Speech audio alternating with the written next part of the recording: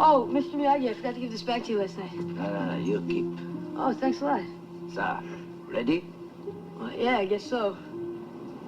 And your son must talk. Walk on the road. Walk right side, safe. Walk left side, safe. Walk middle, sooner or later, get the squish, just like grape. Here, karate, same thing. Either you karate do yes, or karate do no.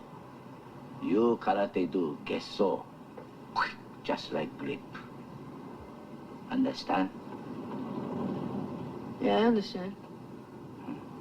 Now ready? What up, everybody? Welcome back. Spiritual experience. Soon to be the sober experience. Hope everybody's having a good week. That's like some powerful shit. Mr. Miyagi. Yeah, man. It's about being decisive and not always, you gotta decide to decide. And then once you make a decision, you know, you have a couple of things that are in the equation. You know, you got a few things that are in the equation. One of the things is that, you're deciding to do something, to be in. We're talking about anything in life, but, for this particular case, we're talking about, making better choices, recovery, sobriety, Yeah, it's a choice. And you can either do it or you don't do it. And there's the thing about it is, the community is pretty accepting. The recovery community is pretty accepting. It's all encompassing. Only in like empathy, meaning that we want everybody to be happy, to get better, and to recover. Recover from what? What are we recovering from? Everybody's recovering from something different. But what the book says is a seemingly hopeless state of mind and body. That's what it says.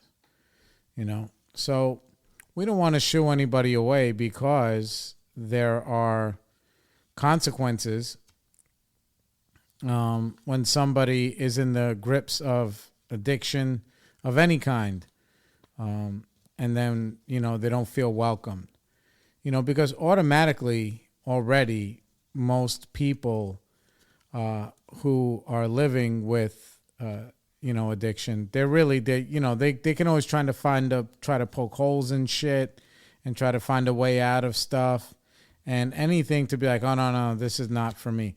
We call it like terminal uniqueness. That's what we call it. So a lot of times in AA or NA or whatever other things that you're going to, they're like, yeah, it's okay. Like, look, what's the truth? The truth is, in order to be a member of AA, you only have to have a desire to stop drinking. You don't even need to stop drinking. You just have to have a desire. It used to say an honest desire. That was like the very beginning.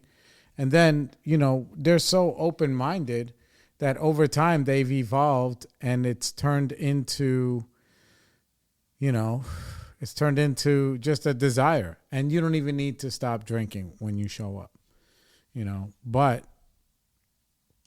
where does it tie into like the Miyagi stuff is, how effective do you want the program to be?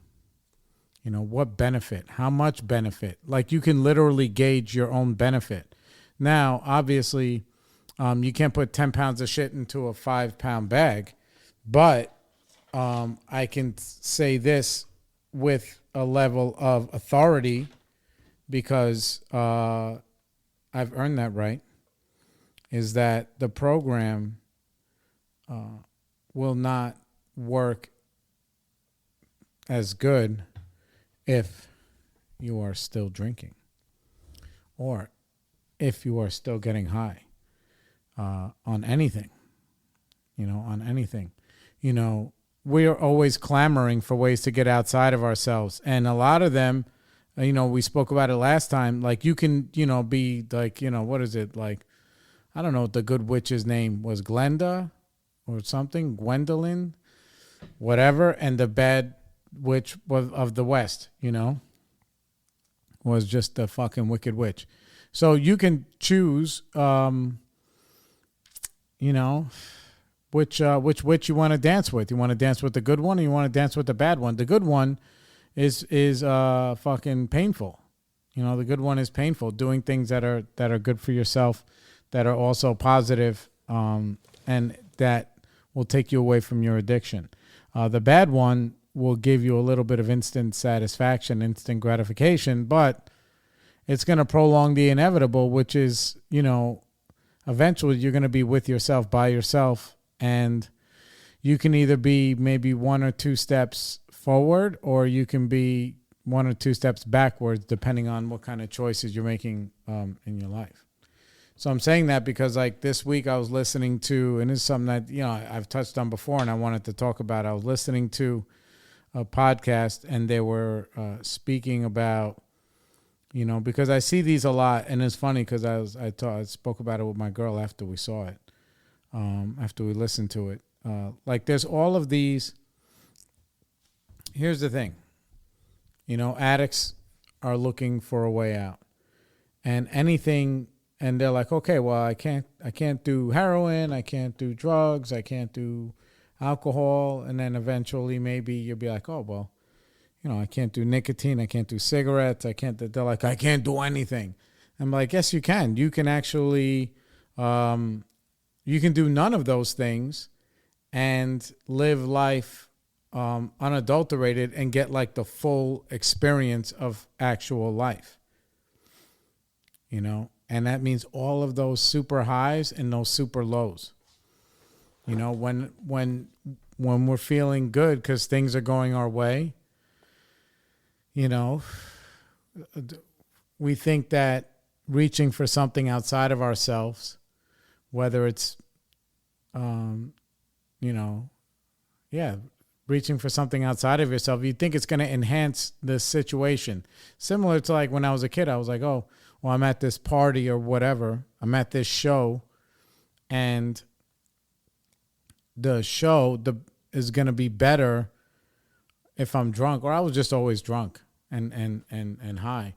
But what's the truth? The truth is I don't remember barely being there. When I was there, I was a maniac in the mosh pit, dancing, windmilling, spin kicking, doing whatever. And, in those moments, maybe I felt great, but in the entirety, I missed the whole thing. I missed the whole thing. So a lot of times it's like trickery where you think, oh, it would make this better? A freaking drink. And it never makes it better, because who has a drink? If you're an alcoholic, you will not have a drink. You will have a drink to start, and then you will end up in all kind of shit. Even if it's not trouble, you'll end up missing exactly. You're not going to be there. Whether it's even if it's with your kids, you can be like, oh, well, I'm not. If you're high around your kids, even just smoking pot. If you're smoking pot and you're high around your kids, you ain't around them 100%. You're not there. You're just literally not there. Maybe you can say, if we're trying to be generous, right? And we're trying to be loving, we're going to say, okay, well, you're there, and maybe you're there at 70%. In my mind, I'd say it's about that 60 or 70%. If you're just smoking weed and you're around your kids, but you're on drugs and you're around your kids. You're not doing it unadulterated. Now, what does that mean? It doesn't mean I'm judging, people who drink. Bro, one of the meetings I go to, Greenwood, is across the street from a beer garden, and many, many, many times, especially in the summer, you see people bring their kids to the fucking beer garden and they have however many beers they have or whatever they have in there. And then the kids are playing around doing whatever they're doing. And then they plop them back in the stroller and then they walk them home and maybe they do whatever they're doing at home. But straight up and down, you are missing the action. Even if you're standing there. Because you could be standing there and be somewhere else. And that's what all of these outside things do for you. You know, they remove you from the moment, you know. And if you want to have all of the highs, that means you're going to have to experience the lows too, which is not always easy. So point being is that, you know, you're either sober or you are not, in my eyes. Now, what it means to you is whatever it means to you. We were joking about this last night at the diner. We were talking about, like, there are people who are quote unquote California sober, which I don't even know, you know, how that came about. But California sober meaning that they smoke pot, but they don't drink and do drugs. It just means that you smoke pot. You can call yourself sober, but I will not call you sober. Because you have your mood or mind altering substance that's taking you away, you know. And being in recovery, you can see this from the outside, that over the last maybe 5 years, 10 years, even more, is that, you know, recovery is now like a cool thing to some, you know. It's like the thing, oh, man, you're in recovery. Who? Oh, my God, Brad Pitt. He's sober. And who else? What's the other guy that did the movie with fucking Lady Gaga? Whatever. A Star is Born. Apparently he's sober now. And all of these things, you know. So it's out there, you know. The big one was Demi Lovato, right? Where she said that she's California sober. That was the first time I really heard of it. I heard it on a platform. Like, I've heard of it before, you know. And I don't think that that's the same as somebody who is on a maintenance program like Suboxone or these other things that block receptors, right? They block the opioid receptor, you know. I don't know. I'm not a scientist. I don't know what blocks the receptors. I don't know what fills them. I think it's a different thing, right? Okay, because this is what we were talking about. So now when you go into the drugstore, they have all of these drinks that are there, like fucking whatever the new flavor of the thing is, moon water or this or that or sleep this or whatever, right? And I take melatonin to sleep at night, and I take an over-the-counter sleeping pill. I don't take them during the day, so I'm not abusing them. And then this is what I was just talking about my buddy Joe. It's like, all right, are you taking things as prescribed or as directed, right?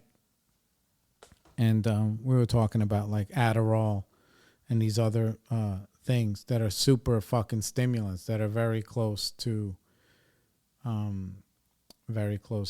like crystal meth or something. I don't know. I've never taken Adderall and I've never taken crystal meth, but I've taken a lot of other things. So what I'm saying is that, like, in order to get the full benefit, you have to earn it. There is no 8-minute abs to living a sober life.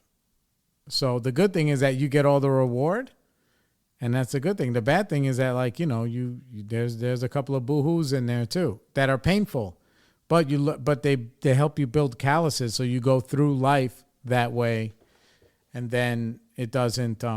When shit is happening, you're not gonna fold. So the point is that, like, in these you know, whatever gas stations or Duane Reade or CVS, or they have all these things that are like, you know, natural. Those are air quotes, natural. Right. And it's funny because I was telling Joe, I was like, dude, I used to go into rehab and you could see somebody who's still trying to hang on. Right, all right. They're not doing heroin, not doing pills, not drinking, not drugging, but dog, they got like 6 bags of freaking chamomile tea inside like 3 ounces of hot water, and they're just letting it steep, and they're going to try and drink that just to take the edge off, apparently, take the edge off a little bit. And I think that's maybe the difference, in my opinion, of people who are on a maintenance program. Like, listen, if you take Suboxone and you don't do anything else, and you come to meetings and you're working the steps and you have a sponsor, then you're a fucking sober person. You know, that's what I believe.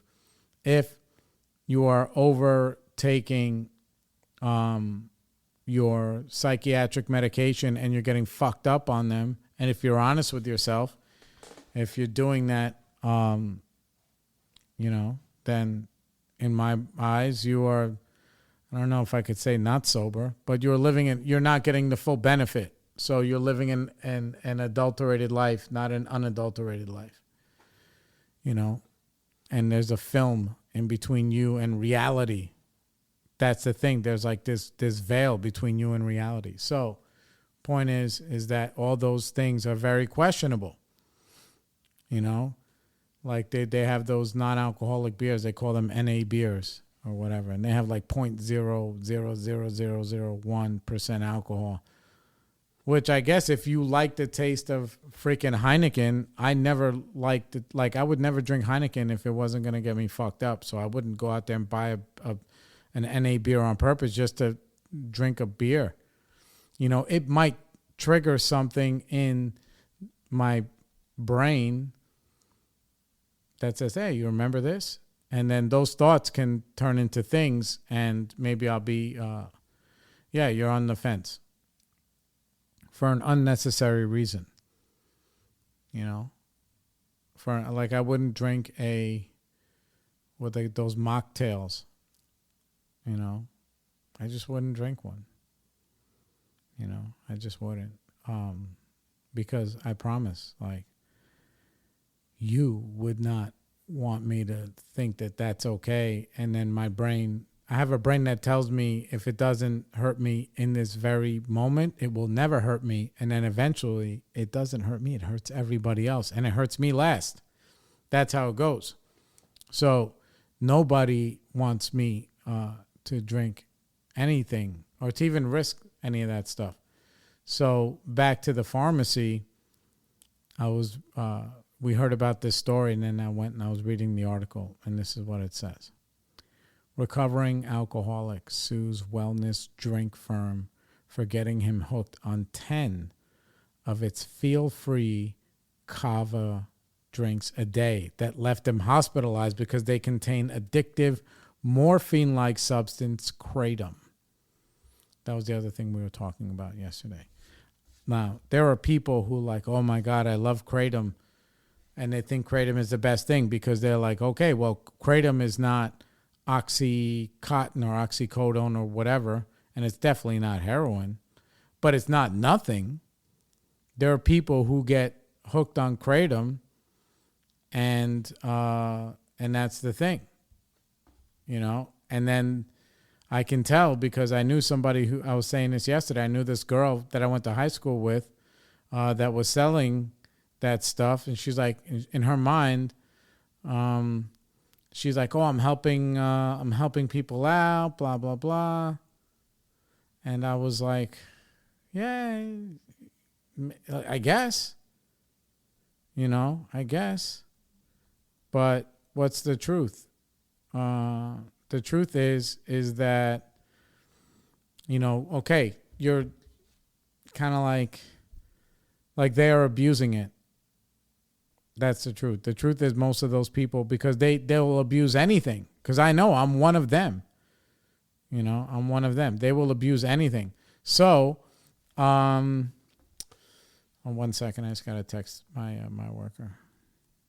Coming back here or bringing the equipment tomorrow.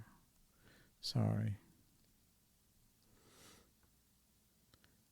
Okay, so they will abuse anything because they are addicts. They're not just addicted to opiates, you fucking banana. They will become addicted to anything. The opiate's cousin, the opiate's second cousin, sister's baby daddy. Anything that is in the that is in the family of that feeling of numbness, they will abuse. That's a motherfucking fact. So, what is this guy saying, right? Number one, all right, if you're drinking 10 of anything every day except for fucking water, you should have that looked at, every day. Because all that stuff goes through your system, But there's an issue, right? Just putting it out there. Like, he should have known right away. If he was a recovering alcoholic, he's obviously not going. He doesn't have anybody in his life that's like, whoa, Randall, you're fucking drinking 10 monsters a day or 10 of these drinks every day. The wellness tonic, we'll get into the name of it. I forgot. Is it in there? I'll see what it. Oh, yeah, it's in there. Anyway. Okay. So he says a recovering alcoholic has sued the maker of Wellness Tonic, alleging that the beverage left him addicted due to its high concentration of the controversial supplement Kratom. It's not controversial to people who are not alcoholic, but it's or addicts, but it's controversial to us. So Romulo Torres filed a federal class action suit against Botanic Tonics in California, saying that he became hooked on the company's feel-free Kava drinks. That's, I think, the name of it, feel-free, drinking up to 10 a day. The suit alleges Torres was hospitalized twice last year, once with symptoms of alcohol poisoning, despite a blood alcohol level of 0, and later with psychosis and delirium after consuming feel-free tonics. In a statement to the Daily Mail on Friday, Botanic Tonic spokeswoman Ashley Keener, we believe that the suit is without merit and will vigorously defend our product in court. Extracted from the leaves of the tropical tree native to Southeast Asia, Kratom is used to make capsules, powders, and liquids and is marketed as an aid for pain, anxiety, and drug dependence. It is legal and unregulated in many states. Okay, but the FDA has previously warned that Kratom, which affects the same opioid brain receptors as morphine, appears to have properties that expose users to the risk of addiction, abuse, and dependence. That's what it says. Fucking FDA fucking knows better. This guy knew better. I don't know why he's suing them. But he knew better. If he was in recovery, he fucking knew better. He was trying to do the 8-minute abs, and it doesn't work. It doesn't work. It's fucking bad, bro. And I see that a lot. I see that a lot. And then what makes me mad is that,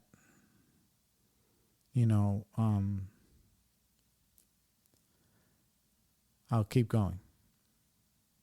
Botanic Tonics is dedicated to offering feel-free good wellness tonic that provides a synthetic free boost of energy, focus, and mood, said the company.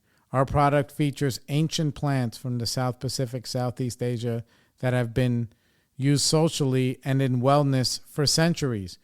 Marketing materials for Feel Free describe it as a feel-good wellness tonic, a healthy productivity enhancer, an alcohol alternative featuring kava and other ancient plants from the South Pacific. So an alcohol alternative. So why would you need an alcohol alternative unless you have a problem with alcohol? Alcohol doesn't produce, what does it say? Produce energy, focus, and mood? No, dog.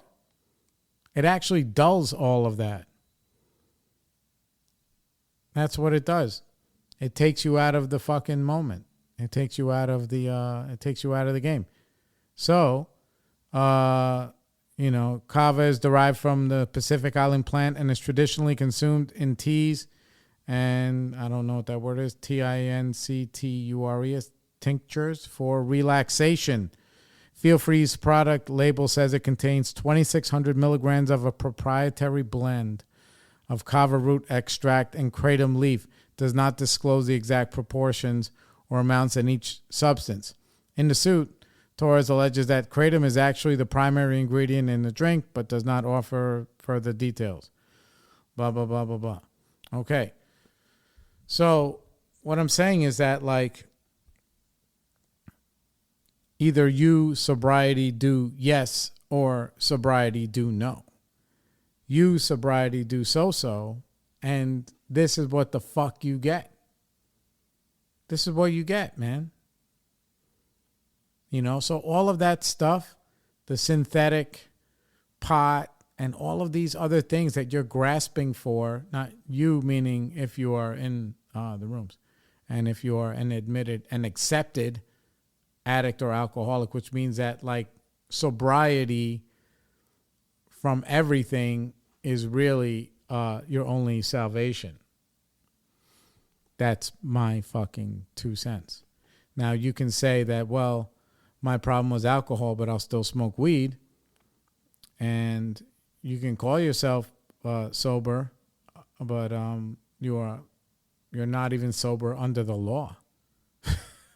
You know, you're not even sober under the law. So I don't know why you would call yourself that. You can just be honest and say, I don't drink, but I smoke pot, and I'm a pothead. And if I need pot every day in order to get through life, then, you know, maybe I'm an addict. Similar to, you know, I go on and off of pre-workouts, right? Now, I dance with them, meaning I take them in various forms.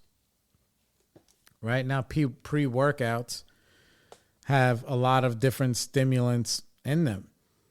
You know, I'm not a scientist, but I know when you take one, you get jacked up on caffeine, vitamin B12, and there's niacin or whatever that gives you all that tingling. There's all this other stuff, right? Now, if I take them and I take like a whole shot of one, I will be flying for 30 minutes, 45 minutes, and then I will crash. So it'd be like, beep, right? And the crash always sucks. It always sucks. So maybe in my mind, I'm thinking that, well, for the first 45 minutes, I can lift heavy or do whatever. But after that, I'm left like fucking depleted. And so I don't do that. Now, how do I know? Because I've spent years of my life doing that. You know, I don't know how many. But then I say to myself, well, do I even know? Am I being honest with myself even about my real unadulterated potential when I exercise? Whether it's running, swimming, lifting, hitting the bag. How do I even know what I can really do? I don't. Not when I'm on those things. So I will go off of them for a while. And then I go back on. And I go off. And then I go back on. Because I have like the built-in forgetter. Then I'm like, oh, yeah, I haven't taken one of these in a year, 2 years, 6 months, 18 months. The times vary. Then I go back on them. And then next thing I know, I don't think that I can exercise without them. You know, and that's where I get to. So do I really even know myself? Now, this guy who's drinking 10 of these drinks a day, he is sober from alcohol, maybe, but he is not sober. And that's obviously so. And he just didn't think that he would get these side effects that he got. He just didn't really think so. So he just didn't. And then guess what happened? You know, he's like, oh, they pulled the wool over my eyes. There was kratom in there. Or too much or this or that. But like, dog, number one, one of those bottles apparently is like 2 servings. So you're not even supposed to drink a whole one. You're supposed to drink half of one. You know? And then, so you're drinking double the amount times 10 every day. And then you're having fucking problems with your liver, your kidneys, this, that, whatever. Yeah, dog. Because you are drinking this thing alcoholically. You know? And similar to, I had a very, very bad experience with those 5-hour energy drinks. Now, I do drink energy drinks. I do. I go on and off of them. Now, today I had a cup of coffee, 1 energy drink, and like half of another one. That's what I had today. That's typically what I do every day. Or maybe just 1 coffee, 1 energy drink. Monster, Zero, whatever. You know, or the energy drink, I get those Arizona $1 hotlers, the bee stingers. You know, and it keeps me, I don't even know if it really helps. I just know that, you know, in my mind, I think it does. So similar to the pre-workout stuff, what I do now is I drink half of the shot of the pre-workout, which is 1 serving. Then I take that other serving and I dilute it through a big bottle of Poland Spring. And then I sip that when I'm thirsty throughout the workout. And I don't get any crash. And yeah, I get a little bit of extra energy or whatever.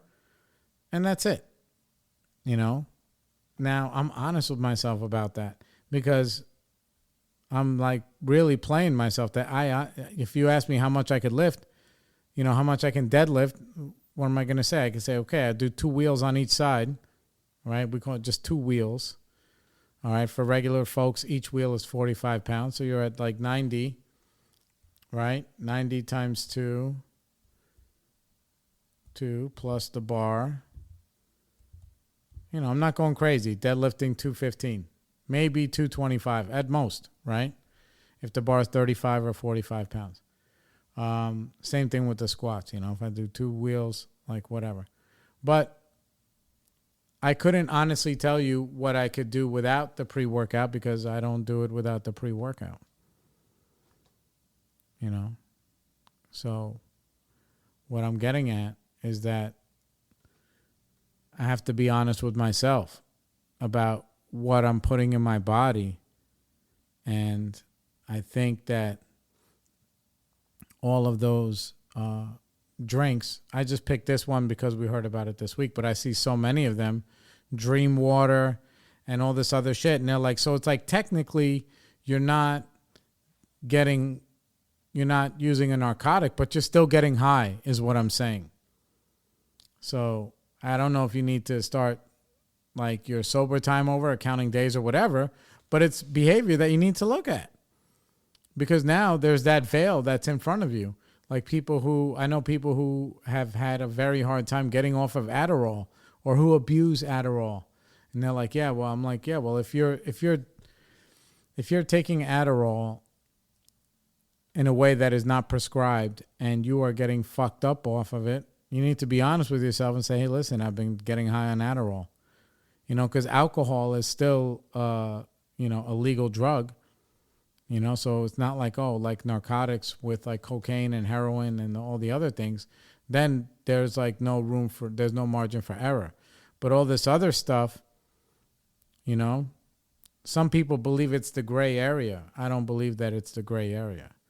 I just think that, you know, if you become honest with yourself and you get real with yourself, you can just say, hey, look, this is who I am. And this is what I do. You know, I drank enough of those pre-workouts for like 10 years or whatever, 15 years. I used to take them all the time. Dog, I had a fucking kidney stone.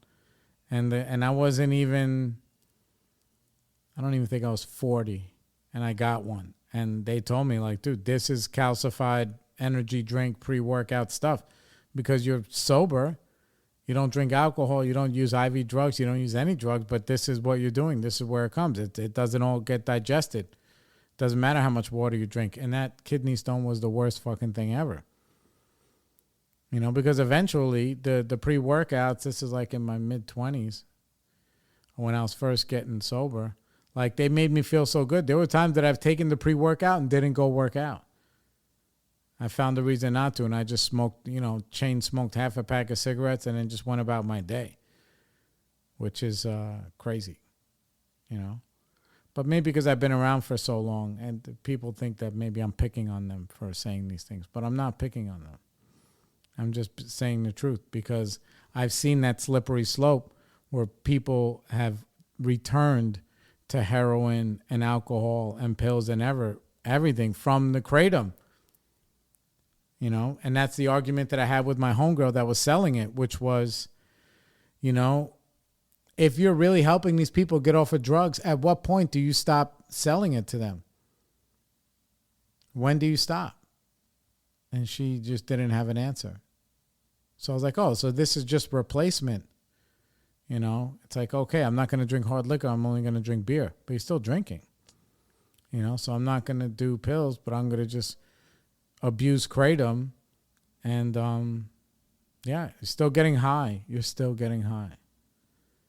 And it's tough. Because a lot of the joy and the recovery, you're going to miss it.